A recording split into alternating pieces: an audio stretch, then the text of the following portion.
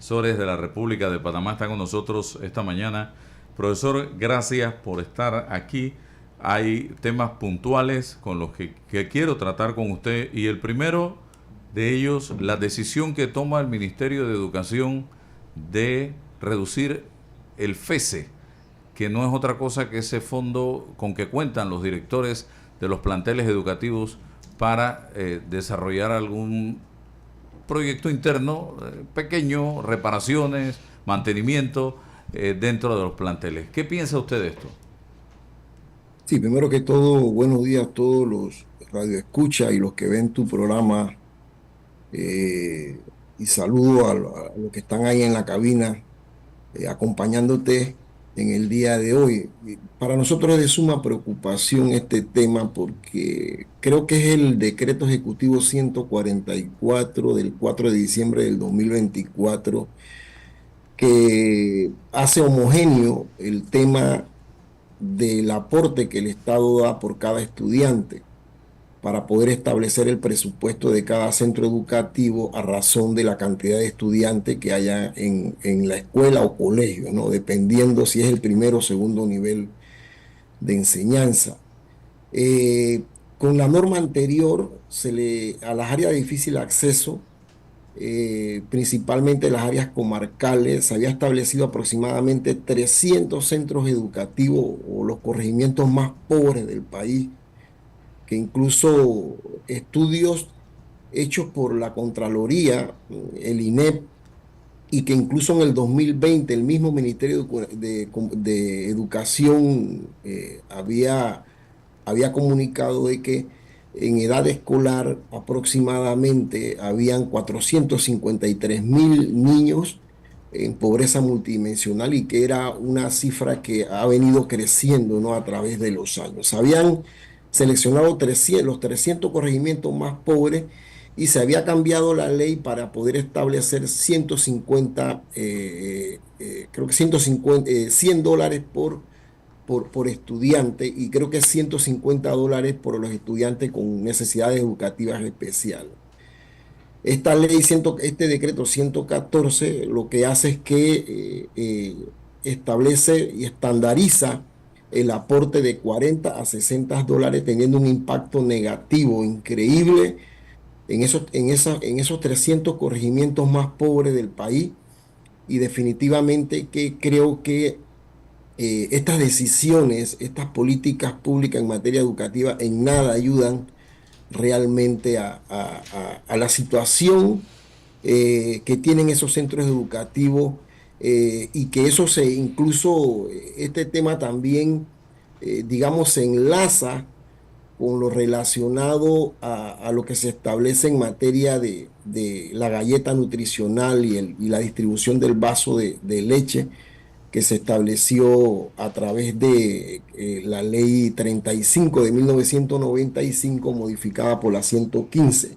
que es otro tema que también es importante para nuestros estudiantes porque eso tiene un impacto directo en el proceso de enseñanza-aprendizaje. Nos parece a nosotros que el Ministerio de Educación ha venido cometiendo una serie de errores desde que la señora ministra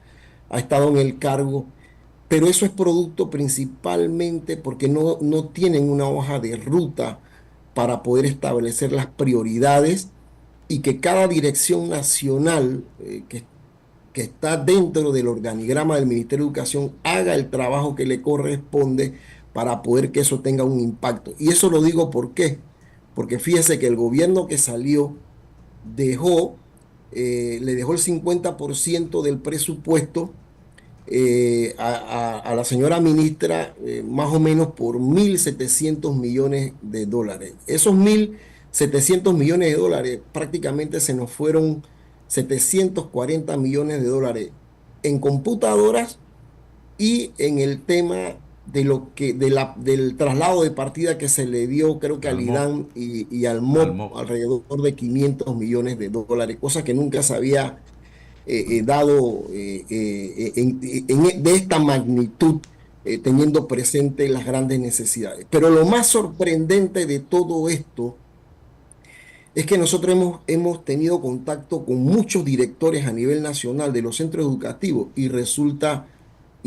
ser que no se le ha hecho el desembolso del FESE, del Fondo de Equidad y Calidad Educativa a las escuelas y colegios. Es decir, que en el periodo 2024, muchas escuelas y colegios no se le ha hecho el desembolso de la segunda y mucho menos de la tercera partida del FESE y han venido trabajando solamente con una partida, y eso va a tener un impacto para el 2025 porque lógicamente las escuelas y colegios van a tener una situación de precariedad a razón de qué, a razón de mantenimiento, a razón de equipamiento, a razón de insumo, condiciones de educabilidad, entre otras muchos aspectos que tienen los centros educativos, que es complejo, porque el sistema educativo panameño, en el caso del Meduca, es complejo y para poder tener políticas públicas acertadas, usted tiene que conocer a detalle cómo se maneja el Ministerio de Educación, pero aparentemente no hemos aprendido mucho de cómo se maneja el Ministerio de Educación. Y esto nos preocupa sobremanera porque si tú no estás priorizando, producto de que no tienes una hoja de ruta establecida para poder hacer las reformas y para poder hacer también las reformas estructurales y atacar los problemas prioritarios, entonces lo que nos espera en estos 4 años, bueno, que Dios nos agarre confesado, porque definitivamente que se está haciendo un mal uso de los recursos y creo que eso se ha percatado toda la población y por eso, y lo quiero decir aquí y aprovechar el momento, el 26 de diciembre nosotros estamos invitando a todos los padres de familia, a los docentes a nivel nacional, a un piqueteo en el Ministerio de Educación a las 10 de la mañana, 26 de diciembre. La vez pasada teníamos planificado un piqueteo, pero se había suspendido, creo que las labores en la planta central y nosotros hemos estado permanentemente tendiendo el puente para efecto de que ya sea la señora ministra o alguien que tenga capacidad de decisión pueda reunirse con nosotros para poder ayudar a establecer esa hoja de ruta que las comunidades educativas desconocemos. O sea, es decir, cada día que pasa nosotros estamos con la incertidumbre de que con qué viene el Ministerio de Educación ahora. O sea, no es que o sea, aquí no existe un cuaderno o una guía para decir, bueno, en este primer trimestre vamos a atacar esto, en este segundo trimestre vamos a atacar este tema. Es decir, no existe ejes temáticos para poder resolver, ni siquiera ejes temáticos para poder resolver los grandes problemas que O tiene sea, el sistema a estas educativo. alturas del partido, ya por terminar el año, 6 meses de administración de la señora Lucy Molinar, calificada como experta en educación por parte del presidente, y no hay luces de un plan, un proyecto para transformar la educación de este país, señor Ábrego. Mire, yo he venido insistiendo, incluso en una invitación que nos hizo la señora ministra en el Sheraton, creo que en el mes de junio, a finales de junio, al principio de julio, de la necesidad urgente de poder mínimamente establecer una hoja de ruta y atacar los temas urgentes que tienen las comunidades educativas y lastimosamente nadie conoce en este país cuál es esa hoja de ruta. Por el contrario, lo que se ha estado haciendo es reformando algunos decretos ejecutivos de diversos temas sin estudio previo, que es lo que más preocupa, sin informes detallados, objetivos, científicos de las razones por las cuales se modifican o subrogan artículos de decretos importantes que tienen que ver con impactos directos para el bienestar de nuestros estudiantes y en consecuencia para el proceso de enseñanza-aprendizaje. Y esto yo quiero también, digamos, mencionar que en el caso, por ejemplo, porque no solamente está el tema de la hoja de ruta, no solamente está el tema de las computadoras, Está el tema también relacionado al no desembolso del FESE. Está el tema también de la forma como se escogió a los directores regionales, que definitivamente utilizaron la ley a conveniencia, y muchas de las impugnaciones que compañeros que tenían todos los requisitos para ocupar, digamos, los cargos de directores regionales, fueron omitidos para efecto de tener personas. Muchas de ellas sí cuentan con los requisitos, pero otras, Se hizo por en amistad. otros casos, hay muchas dudas en relación a ese tema. Y a esto se suma también el tema, por ejemplo, de las redes que ella ha estado promocionando, las redes por especialidad, que lo que hay hasta el día de hoy es que está utilizando las redes precisamente para divulgar el proyecto de ley 163 relacionado a la Caja del Seguro Social, cuando debe ser una plataforma para aspectos eminentemente pedagógicos, para aspectos eminentemente didácticos, y lo digo porque están los captures de las reuniones donde incluso ha llevado a personas allegadas y con cargos del gobierno nacional para promover el proyecto 160. De hecho, usted entra a la página del Ministerio de Educación y ahí usted encuentra información de las 4 páginas que aparecen allí. Usted encuentra información relacionada al proyecto de ley 163 y muy poca información relacionada a temas educativos. Entonces se está utilizando el Ministerio de Educación para situaciones de carácter nacional, que si bien es cierto son importantes, pero por otro lado tenemos acciones o políticas públicas que no están ayudando a que el periodo escolar del 2025 inicie con buen pie.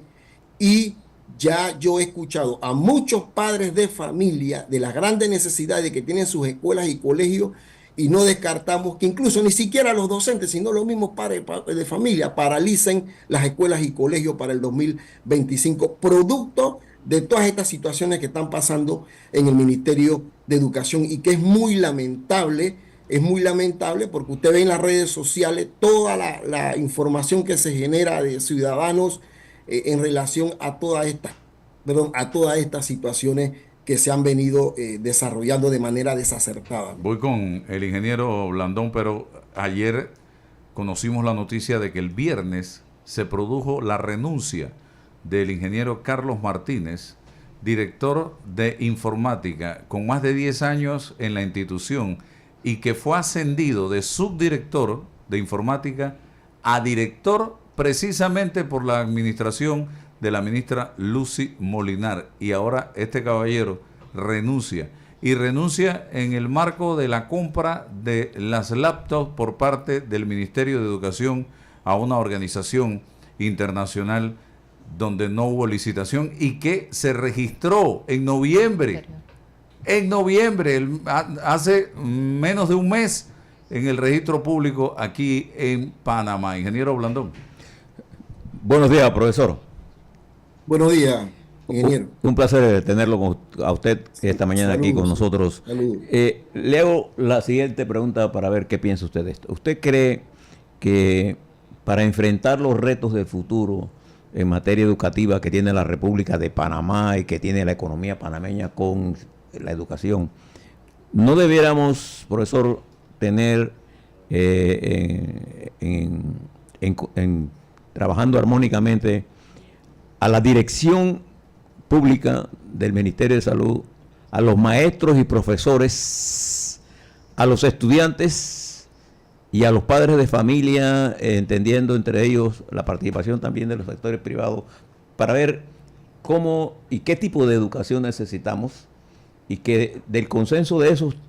esa mesa después podamos llevar todo esto a la educación superior. Nosotros necesitamos que nuestras universidades preparen a nuestros maestros y profesores en el marco de esta discusión conceptual. Hay muchas cosas que han cambiado en el mundo, profesor, que requieren un replanteamiento de algunas cosas, pero se tiene que hacer en el conjunto con estas fuerzas. ¿Usted no cree?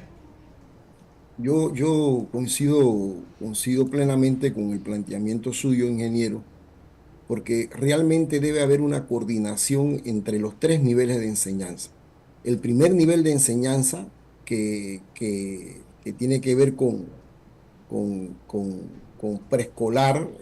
primaria y la premedia, el segundo nivel de enseñanza que tiene que ver con la media y el tercer nivel que es el nivel superior. Incluso debe haber coordinación a razón incluso de la evaluación de los aprendizajes.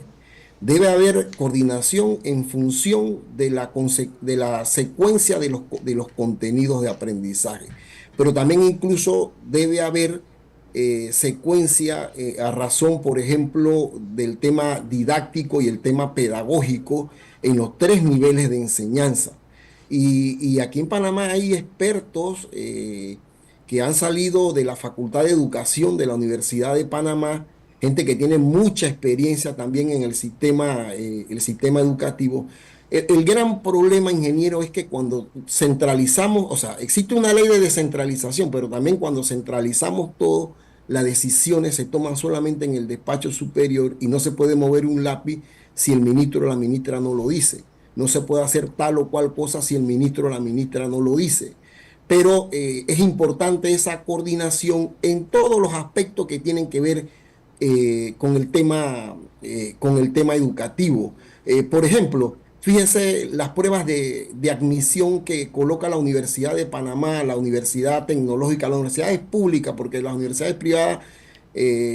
bueno, yo no conozco ninguna que haga ninguna prueba de admisión para poder entrar a las universidades privadas.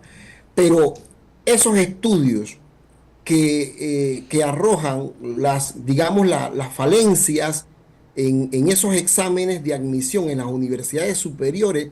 debe ser analizado por el Ministerio de Educación para hacer los correctivos, y eso debe tener un impacto, por ejemplo, en el tema de las capacitaciones de verano. Incluso también verificar el tema de los contenidos. Pero alguien tiene que tomar la iniciativa, y no solamente el Ministerio de Educación en relación con los padres de familia o con los actores del sistema educativo, estudiante, padre de familia, maestro o profesor, sino también incluso el tema, por ejemplo, del Ministerio de Salud está muy relacionada, por ejemplo, a la distribución del vaso de leche y la galleta nutricional, porque el objetivo no es solamente que se convierta en una merienda ligera, nutritiva y que tenga un impacto en el proceso de enseñanza-aprendizaje, sino también enseñarle a nuestros estudiantes a tener una vida sana desde la alimentación. Y eso se puede correlacionar, se pueden hacer muchas cosas, otros países lo tienen y tenemos que copiar las buenas cosas, pero también generar desde nuestra experiencia y nuestra experticia esos saberes y esos conocimientos dependiendo del contexto de Panamá, porque incluso el contexto a lo interno de nuestro país es diverso en las áreas de difícil acceso, porque incluso en materia de alimentación habría que ver los hábitos alimenticios, hay que ver el tema de las costumbres, de las tradiciones, y eso lo toca incluso la norma, que en este caso es la ley 35 del 95, reformada por la ley 115 del 2019. Pero el gran problema aquí, y no creo que me estoy saliendo mucho del tema que usted ha planteado, es que, por ejemplo, fíjese, y eso es lo que tiene que legislar la señora ministra de Educación. Desde que se hace la licitación, en el tema de la adquisición,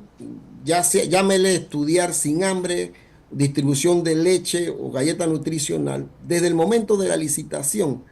hasta el momento de la recepción de los alimentos,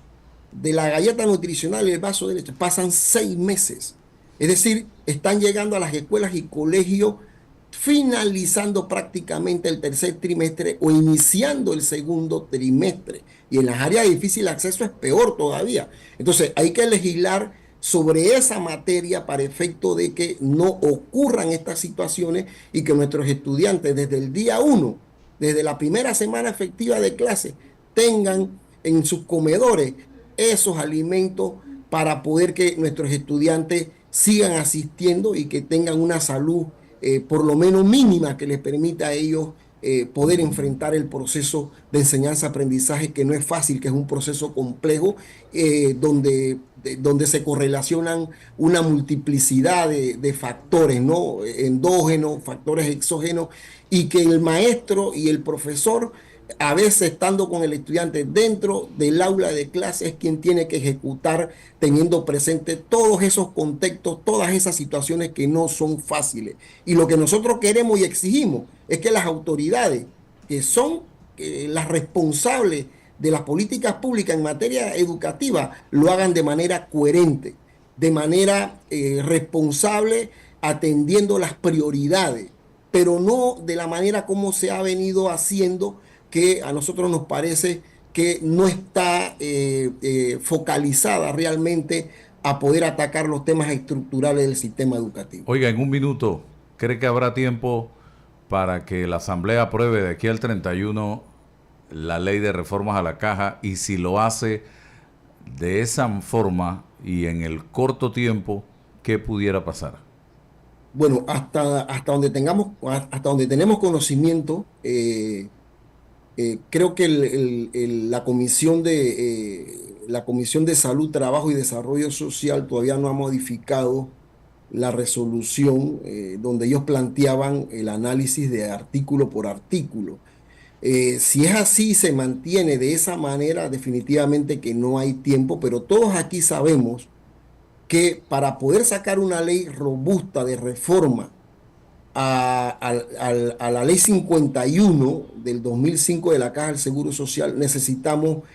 que se valoren todas las propuestas que se han generado, no solamente en la mesa de escucha en el Salón Paz de la Presidencia de la República, sino también en el Auditorio Tite Alvarado de la Asamblea Nacional, los más de 300 participantes, y lo que se ha generado en las giras que la comisión ha venido haciendo, porque de lo contrario sería una burla, Álvaro. Sería una burla porque en todas esas propuestas no solamente hubo discursos, sino que se presentaron por escritos documentos donde se plasma, por ejemplo, fuentes de financiamiento, donde se plasma, por ejemplo, el tema de la cobertura en el caso de los informales, donde se plasma, por ejemplo, temas relacionados a transparencia, al uso óptimo de los recursos, el tema relacionado, por ejemplo, a las funciones excesivas que tiene el director de la Caja del Seguro Social con este proyecto de ley 163, entre otros muchos aspectos que son importantes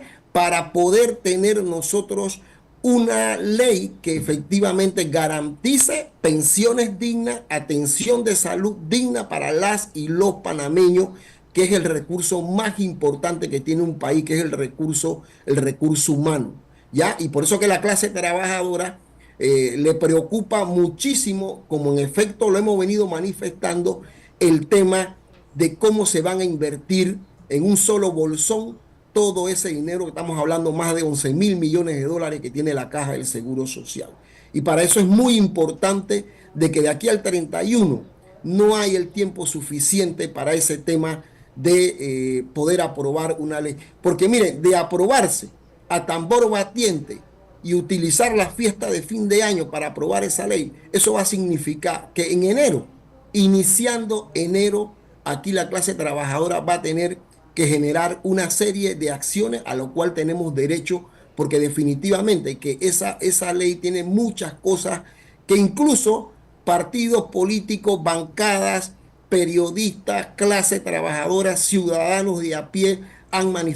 manifestado que hay que reformar y que hay que quitar. El tema, por ejemplo, de las cuentas individuales, llevan inmersa el aumento de la edad de jubilación.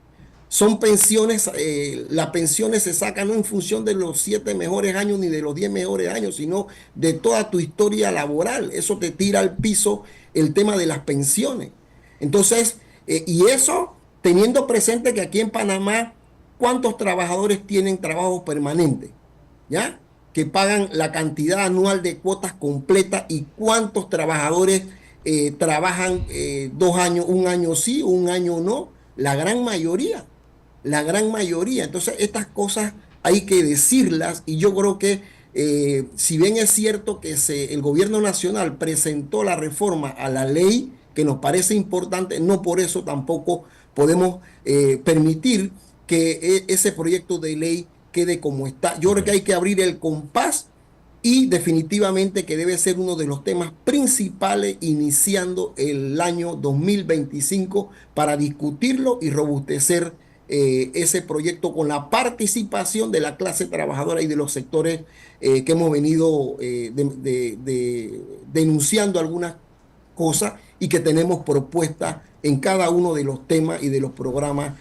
contemplados en ese proyecto. Gracias, profesor Fernando Ábrego, por estar con nosotros de la Asociación de Profesores de la República de Panamá. Interesantes planteamientos sobre el tema educativo y sobre el